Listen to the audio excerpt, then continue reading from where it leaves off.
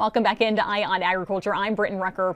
Prop 12 is back in the headlines this week after the Supreme Court upheld California's new humane pork law, rejecting an industry challenge that would have a broad economic impact. We're joined now with Roger McEowen, professor of agricultural law and taxation at Washburn University. As always, Roger, pleasure talking with you today. Good to be with you, Brityne. Okay, Roger, give us a quick general background to Prop 12.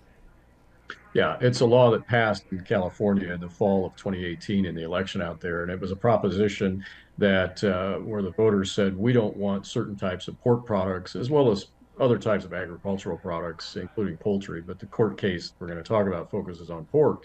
They said, we don't want the pork meat to be sold in this state that is raised in a way that we don't approve of in California. Of course, those are the small size sow crates, small according to California, where the sow can't get up to turn around without touching the sides. And there are legitimate health and safety reasons why we do that in the Midwest and in the Plain States where there is pork production.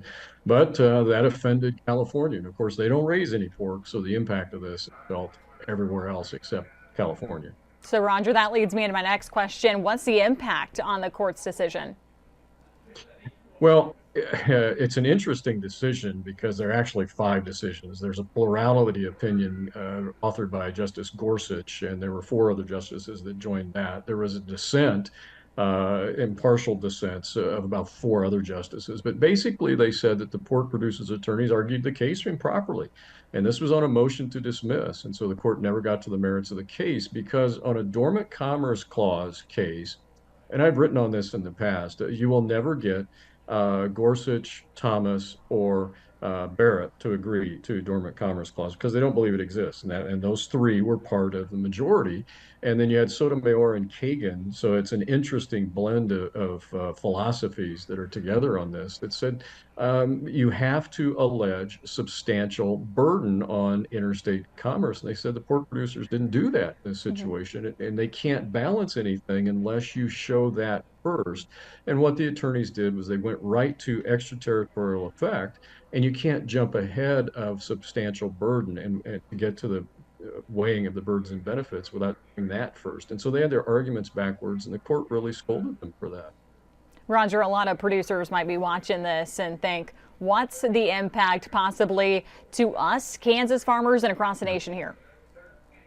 Well, billions of dollars to the industry as a whole to retrofit existing structures because and that's a result of pork production in the country being highly integrated. It's changed dramatically over the past 50 to 60 years. And it's an integrated system where pork is produced in kind of like a manufacturing process. And so now the court is saying that manufacturing process has to change. And it was Justice Kavanaugh in his dissent that pointed that out. They said, hey, this is not just impact on certain farmers here and there.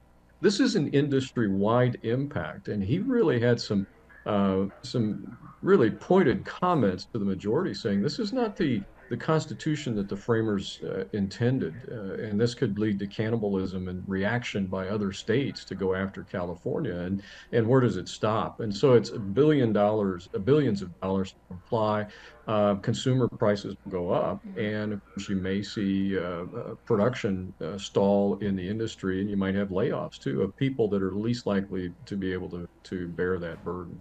Well, Roger, thanks so much. We always learn so much from you. Everyone stick around. Eye on Ag will be back after the break.